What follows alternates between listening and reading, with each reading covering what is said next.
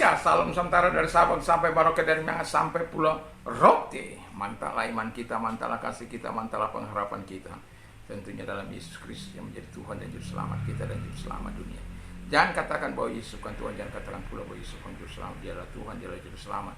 Kalau engkau percaya, engkau akan diselamatkan. Kalau tidak percaya, engkau akan dihukum. Yohanes 3 ayat 36.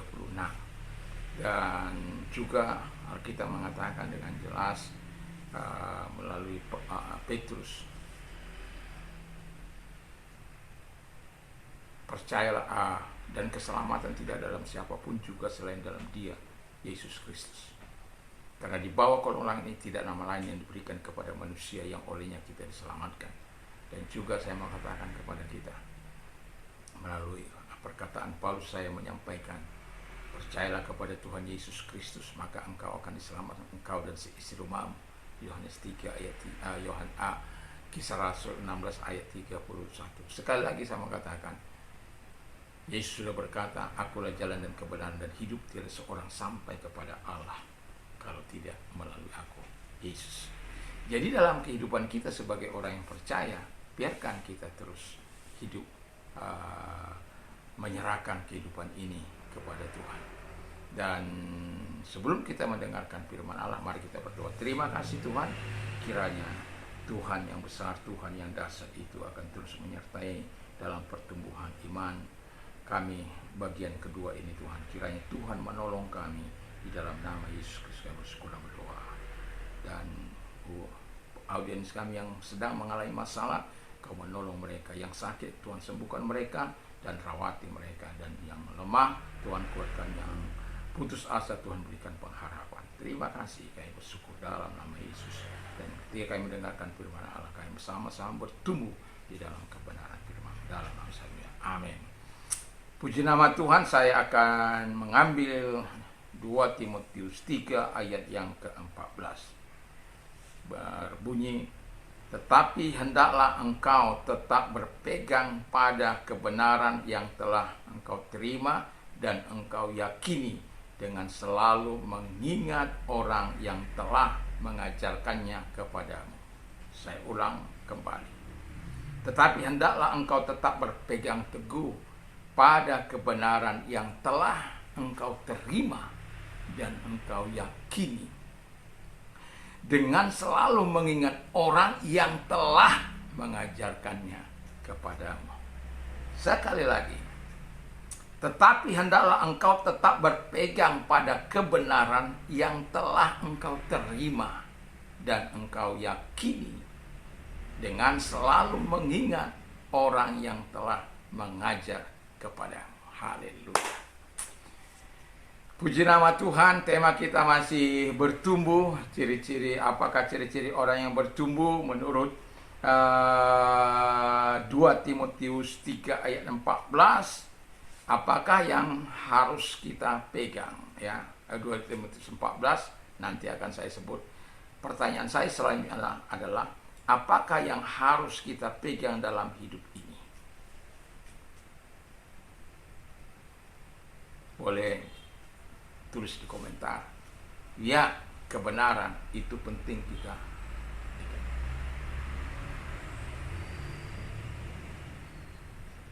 Kebenaran yang bagaimana yang harus kita miliki?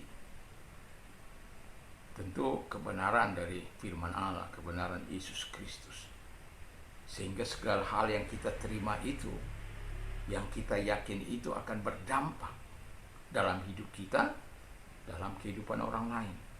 Sehingga Yesus dimuliakan, Yesus ditinggikan. Siapakah yang harus kita ingat?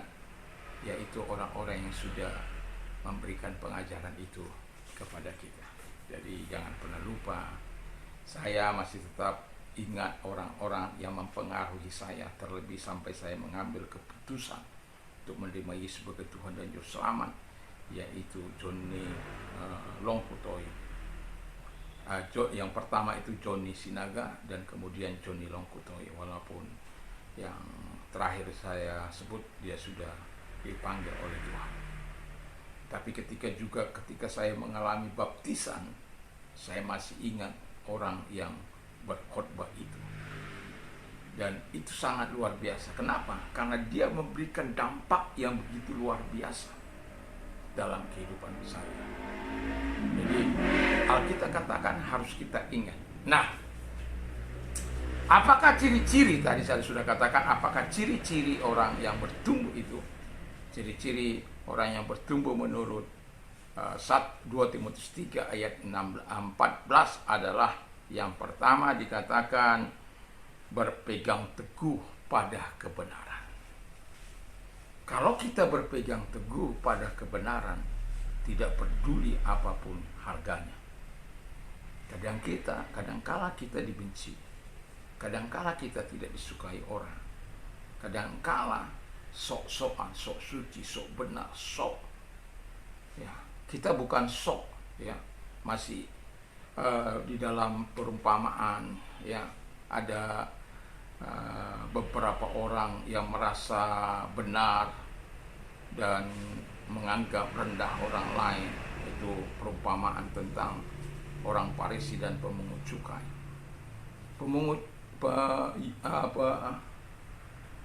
Farisi, orang yang terkenal, orang yang agamawan, orang yang luar biasa.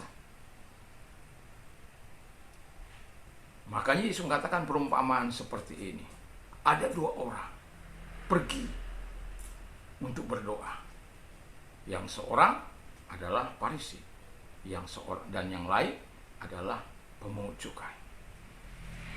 Dan Alkitab mengatakan bahwa orang Farisi berdoa, orang Farisi berdiri dan berdoa dalam hatinya begini.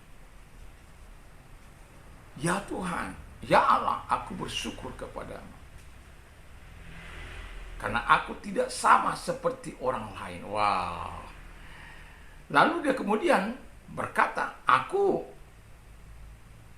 bukan perampok, bukan orang lalim, bukan juga ini pezina, bukan juga seperti pemungut cukai ini.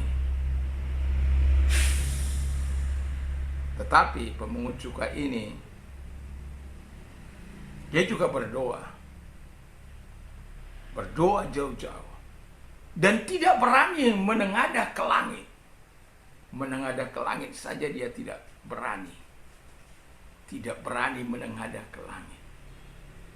Melainkan ia memukul dirinya berkata, ya Allah, kasihanilah aku orang yang berdosa ini.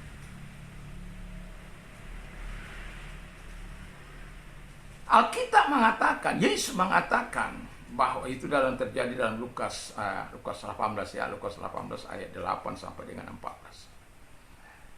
Alkitab mengatakan bahwa orang ini atau pemungut cukai itu pulang ke rumahnya sebagai orang yang dibenarkan dan orang lain itu tidak. Sebab barang siapa meninggikan diri akan direndahkan, dan barang siapa merendahkan diri akan ditinggikan. Itulah Yesus. Jadi jangan pernah merasa sok hebat, pemegang kebenaran. Kalau jangan kita menganggap orang lain rendah. Kita menganggap diri kita di kelas atas, kelas luar biasa, di kelas yang hebat. Wah. Kalau orang memegang kebenaran, justru kebenaran itu akan memerdekakan dia. Kebenaran itu akan membawa dia kepada kerendahan hati. Kebenaran itu akan membawa dia kepada hal-hal yang menyenangkan hati Tuhan, bukan hal-hal yang dibenci oleh Tuhan. Itulah sebabnya pemazmur mengatakan dalam Mazmur 119 ayat 30, I have chosen the way of truth. Aku telah memilih jalan kebenaran. I have set my heart on your laws. Aku telah menyetel hatiku kepada hukum-hukummu. Wow, luar biasa kan? Itulah orang yang berpegang teguh kepada kebenaran.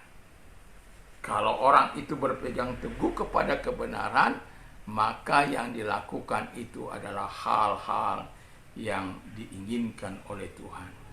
bukan hal-hal daging, hal-hal hawa nafsu, keinginan daging, keangkuhan hidup, kesombongan, itu akan dilakukan. Jadi ciri yang orang-orang yang bertumbuh itu, dia berpegang kepada kebenaran, karena dia tahu kebenaran itu akan memerdekakan dia, menolong dia. Dan kalau kita berpegang kepada kebenaran, percayalah, saya mau katakan statement saya yang berulang-ulang, sekencang-kencangnya kejahatan berlari, satu kali kebenaran akan menghadang. Sehebat-hebatnya orang melakukan korupsi, sehebat-hebatnya pengaruh seseorang terhadap seseorang sampai dia tidak bisa buka mulut, ingat Alkitab mengatakan ada waktu untuk berdiam diri, ada waktu untuk berbicara. Jadi kalau waktu dia berbicara, artinya kebenaran sudah muncul ke permukaan, disitulah aibmu terbongkar. Makanya saya katakan sekencang-kencangnya kejahatan berlari, satu kali kebenaran akan menghadang kejahatan. Dan itu pasti, tidak bisa tidak.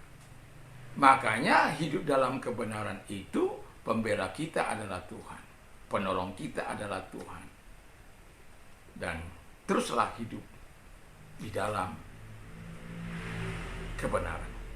Ciri yang kedua adalah dikatakan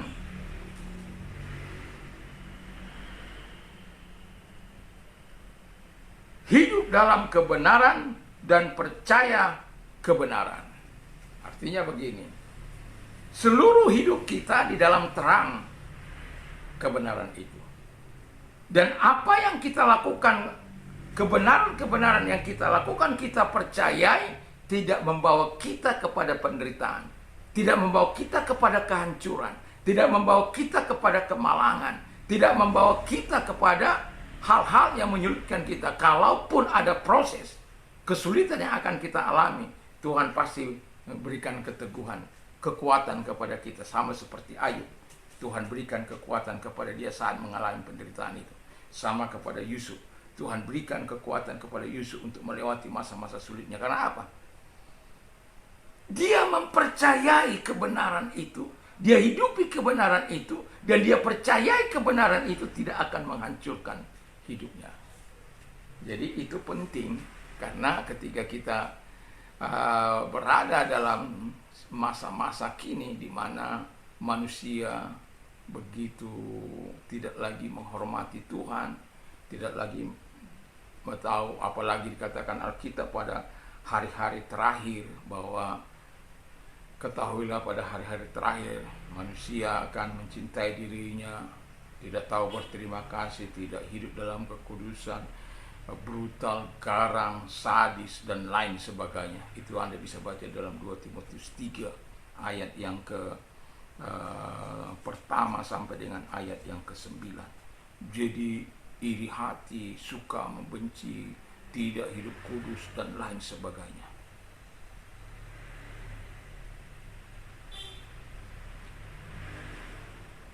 Jadi kalau kita hidup dalam kebenaran, menghidupi kebenaran itu, dan kita mempercayai kebenaran itu, akan membuat kita jauh lebih baik daripada apa hal-hal yang kita lakukan menurut kita. Karena kebenaran itu tidak akan pernah salah untuk membawa engkau lebih dekat kepada keberhasilan, baik di masa kini maupun di masa yang akan datang, ketika kita mempercayai. Itu sebabnya dikatakan oleh Paulus kepada Timotius, tetapi hendaklah engkau tetap berpegang pada kebenaran yang telah engkau terima dan yakini. Terus dengan selalu mengingat orang yang telah mengajarkannya kepadamu.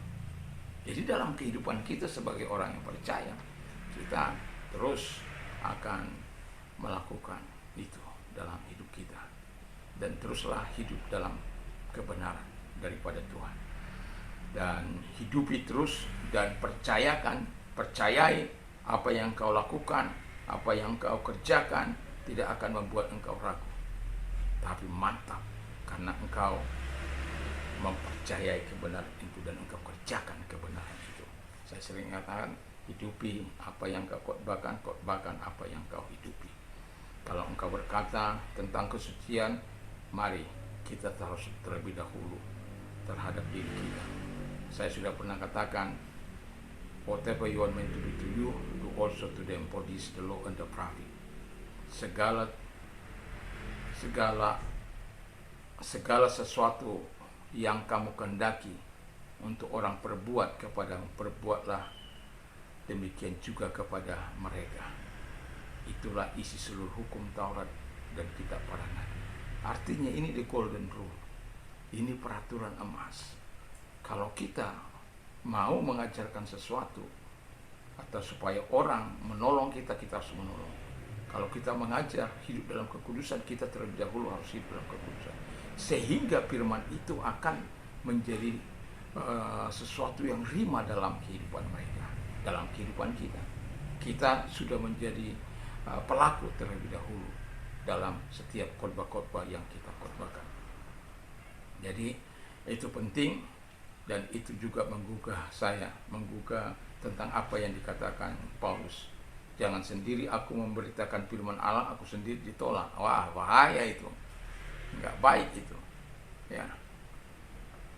Enggak baik. Tetapi kalau kita telah memiliki motivasi seperti apa yang dikatakan dalam Matius 7 ayat 12 itu, saya yakin dan percaya kita akan mendapatkan sesuatu yang baik.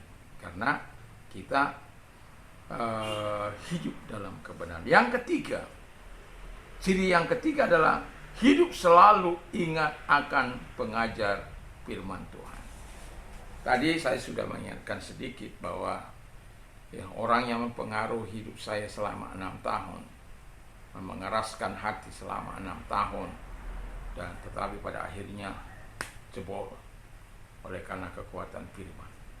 Tapi kalau tidak ada orang-orang yang tekun untuk menyampaikan firman Allah itu kepada saya, mungkin saya saat ini saya tidak tahu di mana.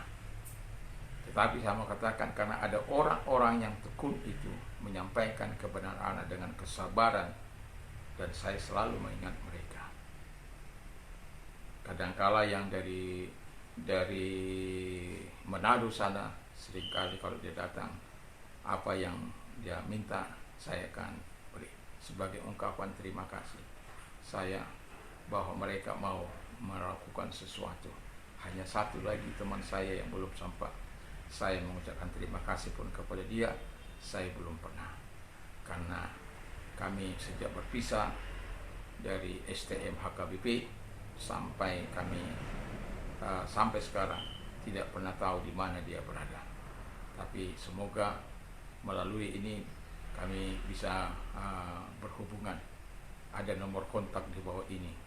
Dan kepada Joni Sinaga atau orang-orang yang mengenal Joni Sinaga, ya, mantan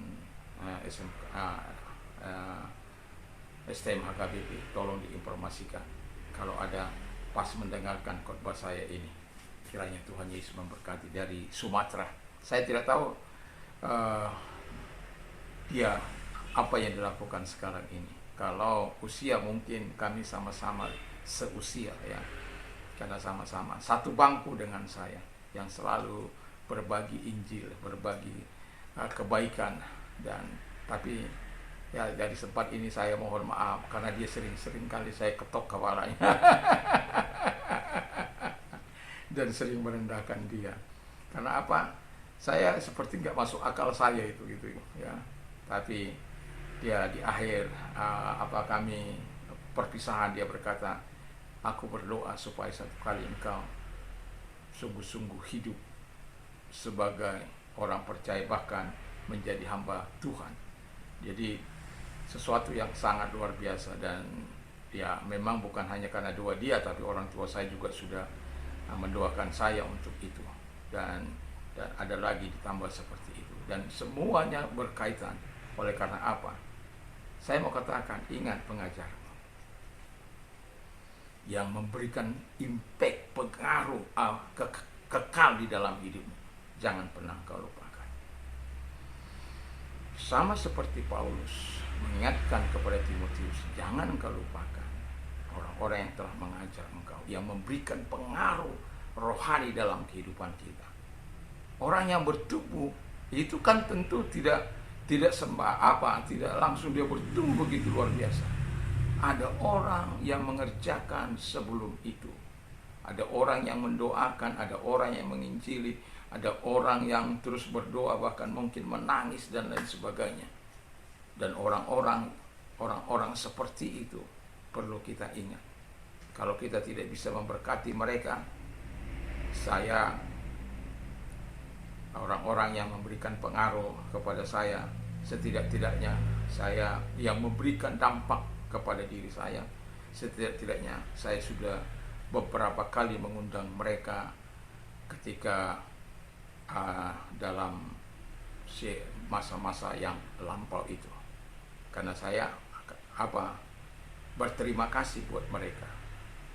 Apalah arti ongkos pesawat pulang pergi dibandingkan dengan keselamatan yang sudah kita terima. Tapi kadang-kala ada banyak orang yang lupa. Mereka tidak mau tahu dengan peristiwa itu, bahwa ada orang-orang yang memberikan impact, memberikan pengaruh.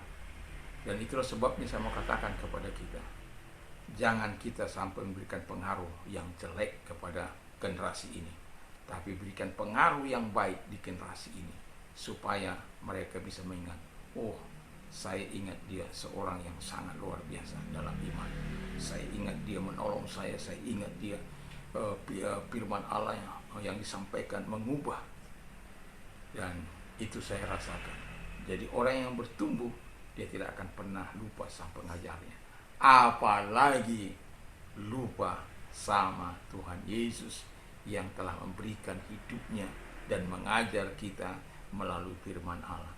Itu sebabnya dalam khotbah di bukit, saya banyak menghafal khotbah di bukit itu. Karena apa? Itu sesuatu yang sangat luar biasa. Jadi kita sebagai orang yang percaya, kita harus yakin dalam kehidupan ini pengajar agung kita Tuhan Yesus Kristus yang tidak boleh kita lupakan sampai selama-lamanya, sampai kita bertemu muka dengan dia di suatu hari kelak saat kedatangannya. Kiranya Tuhan Yesus memberkati. Mari kita tunduk kepala dan kita berdoa. Terima kasih Bapa di surga, kiranya Tuhan menolong kami untuk bertumbuh di dalam nama Yesus Kristus. Terpujilah Engkau, kami sungguh bersyukur, kami berterima kasih. Biarkan kasih dan rahmat-Mu menyertai setiap kami Bapa di surga, dan kami terus bertumbuh di dalam terang dan kebenaran firman dan iman kami kepadamu dalam pengajaran-Mu. Terima kasih. Dan kami juga berdoa bagi orang-orang yang sakit. Arahkan tanganmu kepada Tuhan. Dalam nama segala sakit penyakit yang mereka dapatkan, keluar dan oleh bilur sembuh. Kuasanya Engkau sembuh. Terima kasih. Dan kami juga berdoa bagi mereka yang mengalami kesulitan dalam hidupnya. Tuhan, lihatlah tangan-tangan yang diarahkan kepadamu, lakukan mujizat dan pertolongan-Mu dalam nama Yesus, sehingga melalui pertolongan-Mu mereka mengucap syukur buat segala kebaikan yang Kau lakukan dalam hidup mereka. Terima kasih, kami bersyukur dan berdoa. Haleluya. Amin. Puji nama Tuhan. Selamat sore dan selamat kita beraktivitas. Dan kalau kita mau istirahat, jangan pernah lupa untuk terus berdoa, membaca firman Allah dan memperkatakan firman Allah, sehingga kita akan terus melakukan yang terbaik dalam kehidupan kita sebagai orang yang percaya di dalam nama Tuhan Yesus Kristus, sehingga itu membawa dampak kepada kita. Puji nama Tuhan. Sebagai terakhir saya mengungkapkan, tapi hendaklah engkau tetap berpegang teguh pada kebenaran yang telah engkau terima dan engkau yakini, dengan selalu